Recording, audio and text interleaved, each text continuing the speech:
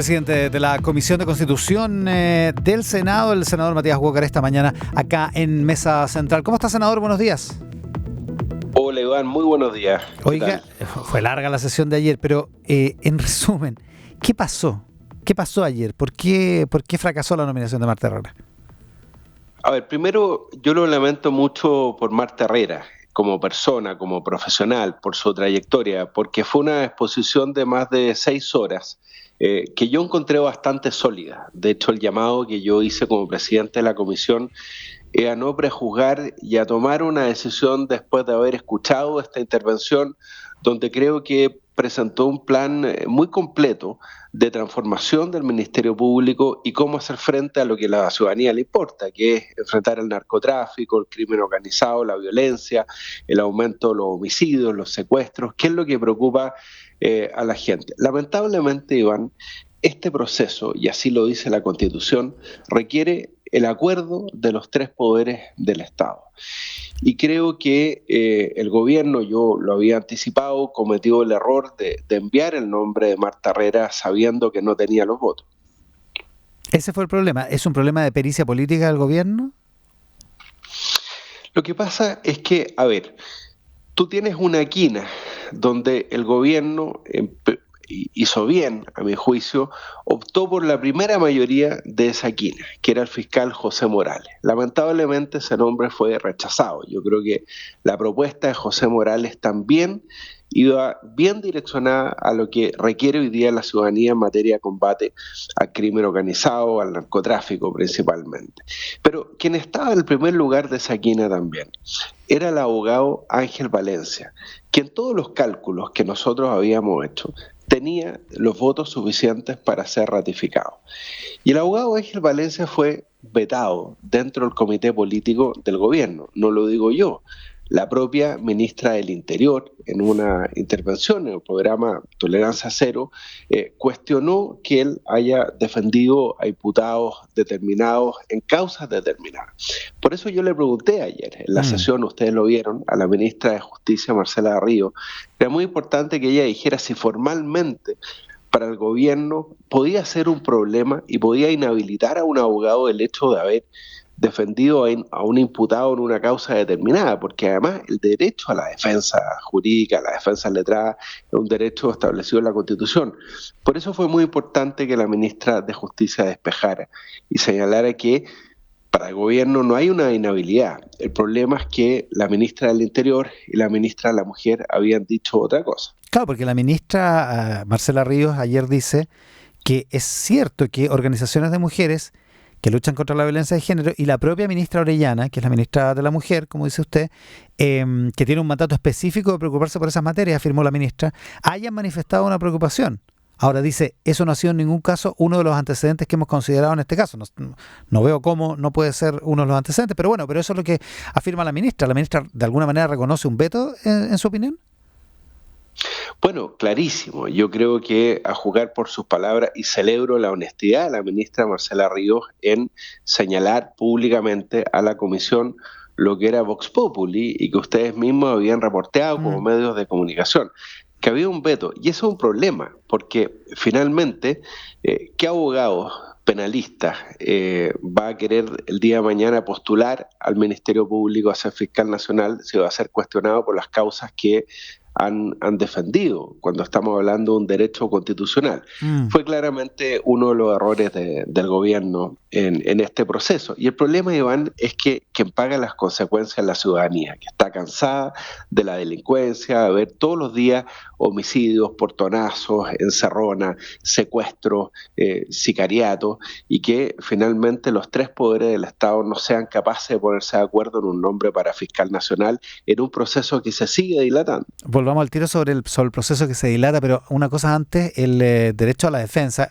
Esto es una cuestión muy cara para los abogados, porque, en fin, no tiene que ver ni con la gravedad de los delitos ni nada. Cualquiera, hasta el más deleznable de los criminales tiene derecho a un juicio justo, digamos. Ese es básicamente un pilar del Estado de Derecho. Usted echa de menos un pronunciamiento, porque esto se viene hablando hace rato, Lo que pasa es que ahora ya es oficial con la respuesta de ayer a su pregunta de la ministra de Justicia. ¿Echa de menos un pronunciamiento del Colegio de Abogados sobre esto? Sí, yo he echado mucho de menos, y no solo yo, lo he conversado con muchos abogados, que el Colegio de Abogados no haya salido a defender el legítimo derecho que tiene cualquier profesional de defender a un imputado en una causa. Yo lo dije ayer en mi intervención, hasta los peores criminales del juicio de Nuremberg, en los crímenes más deleznables en la historia de la humanidad, tienen derecho a una defensa jurídica, a una defensa letrada. Me ha llamado la atención el silencio del Colegio de Abogados, porque no solamente fue cuestionado el abogado Ángel Valencia, sino también el abogado Rodrigo Ríos, que formó parte también de la primera quina de la Corte Suprema, que también es un destacado académico, al igual que Ángel Valencia, y tuvo una suerte de veto silencioso, que yo encuentro muy complejo, y por eso era tan importante dejar en acta que para la ministra de Justicia de este gobierno, porque eso puede servir de precedente para el futuro, no solamente respecto a esta nominación, cualquier otra nominación, el día de mañana un candidato a ministro del Tribunal Constitucional, por ejemplo, nadie puede ser vetado por haber ejercido la defensa letrada que establece como derecho nuestra Constitución. Ahora, ¿no es legítimo que un gobierno que se autodeclara feminista tenga una preferencia en este sentido? Es decir, que prefiera a un abogado que no tenga un vínculo con acusados de delitos, acusados y condenados de delitos de abuso sexual. Lo que pasa es que, en definitiva, tendría que ver el gobierno, bueno, y ese abogado cuando fue fiscal, ¿cuántas condenas por abuso sexual obtuvo? O sea, para ver la película completa, Iván, porque el rol en el Estado de Derecho, y esto a nosotros nos enseñan en la primera clase de introducción al derecho, el rol del fiscal es perseguir, es acusar, obtener el máximo de sanción que establece el ordenamiento jurídico, obviamente en base también al principio de objetividad. El rol del defensor es ocupar las herramientas que legítimamente establece el Estado de Derecho para defender a su cliente. Yo entiendo que todos los ministros de la Sala Penal de la Corte Suprema votaron por el abogado Ángel Valencia, otros lo hicieron por el abogado Rodrigo Ríos. No hay ningún reproche ético a su actuar.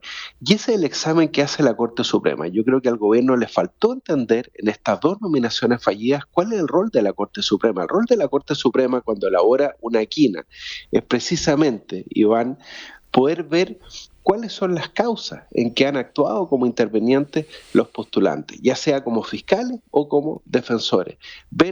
Ver si han tenido algún reproche ético. Pero creo que faltó respetar por parte del gobierno la quina y las mayorías establecidas en la quina por parte de la Corte Suprema, que es precisamente la que hace el concurso y hace esta pega, ¿no? La primera parte de evaluación, que es ver cuál ha sido el comportamiento de quienes postulan a este concurso para fiscal nacional como interviniente en cada uno de los procesos, insisto, ya sea como fiscales o como defensores. Aparentemente están los votos, como dice usted, como decía usted, para el candidato Ángel Valencia. Si este permaneciera en la quina, el gobierno podría cambiar de actitud, tendría que cambiar de actitud con respecto a una posible nominación del abogado Valencia. Lo que tiene que entender el gobierno es que esto es parte de un acuerdo entre los tres poderes del Estado, Iván. Por eso la Constitución exige un quórum tan alto, 2/3 de los senadores en ejercicio.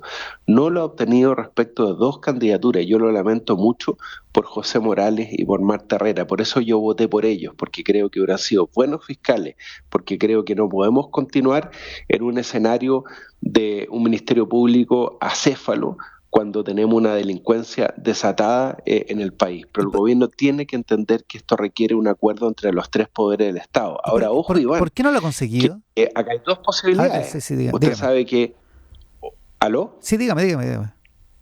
No, que la Corte Suprema le decía, puede completar la quina, que es lo que ocurrió con la candidata fiscal Marta Herrera, o puede llamar a un nuevo concurso.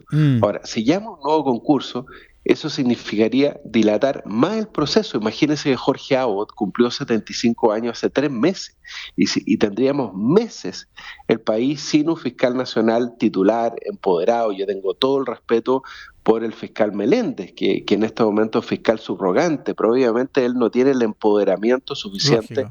al no haber sido ratificado por los tres poderes del Estado para enfrentar los desafíos que hoy día tiene la Fiscalía. Claro, vamos a ver qué es lo que decide el Pleno de la Suprema cuando se junte para ver cuál es el curso de acción. La pregunta es ¿por qué el gobierno no ha conseguido el acuerdo con el Senado? ¿No lo ha buscado lo suficiente o ha tenido, repito el concepto, impericia política para conseguirlo? A ver, yo creo que la ciudadanía está cansada de ver que acá hay un gallito entre el gobierno y el Senado. Yo creo que acá tiene que haber menos soberbia por parte de todos, tampoco nadie puede tratar de imponer su candidato. Ni José Morales ni Marta Herrera eran el candidato que yo estimaba más óptimo dentro de la quina, pero voté por ellos porque creo que tienen la experiencia y la idoneidad, que son los requisitos que establecen los acuerdos de la Comisión de Constitución del Senado cuando elaboró un reglamento para definir este tipo de situaciones. Pero obviamente hay que tener una voluntad mayor, sentido de grandeza, para a lo mejor entender que no va a estar el que más queríamos, y eso también corre para el presidente de la República, pero tenemos que buscar un nombre de consenso, porque sería un espectáculo lamentable que por tercera vez se rechazara el nombre propuesto por el presidente. Es raro lo que pasa porque en la vez anterior, en los José Morales, qué sé yo, salió el senador Fidel Espinosa reclamando airadamente que había un lobby feroz de las ministras Toá y Uriarte por José Morales, por el nominado del gobierno, y por otra parte ahora se reclama que no hay diálogo suficiente, que no hay socialización suficiente de los candidatos, de sus virtudes y en busca de un acuerdo. Es raro porque al gobierno le dan porque sí, le dan porque no desde el Senado en un sentido.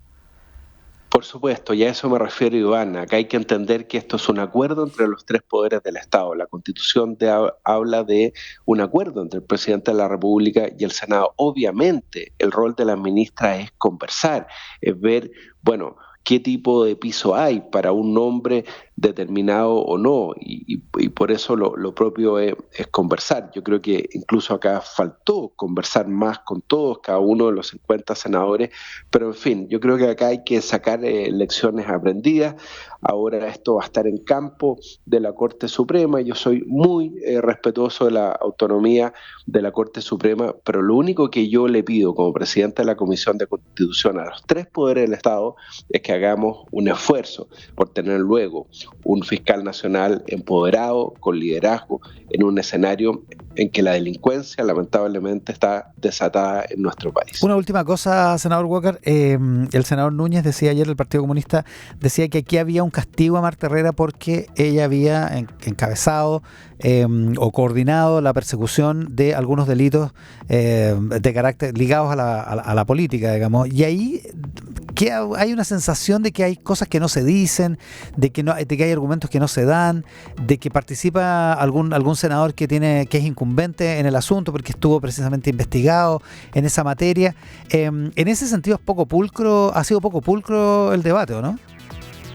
No, yo creo que, Iván, que todo ese tipo de elucubraciones, juzgar intenciones, yo creo que no corresponde, porque alguien podría decir, bueno, entonces, ¿por qué no se ha formalizado Daniel Jadwe, ¿no es cierto?, el caso de las luminarias, ¿se fija?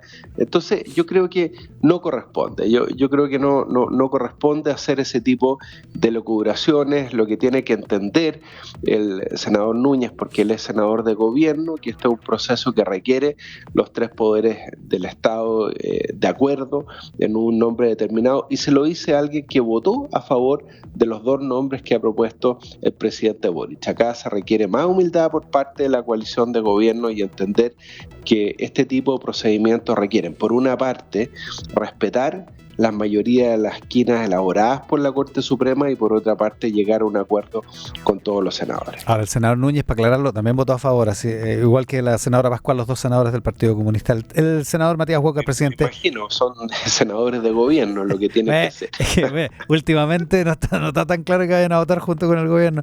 Todos, claro. Digamos, no digo por los senadores comunistas. El presidente de la Comisión de Constitución del Senado, Matías Walker, esta mañana en Mesa Central. Senador, muchas gracias por la gentileza.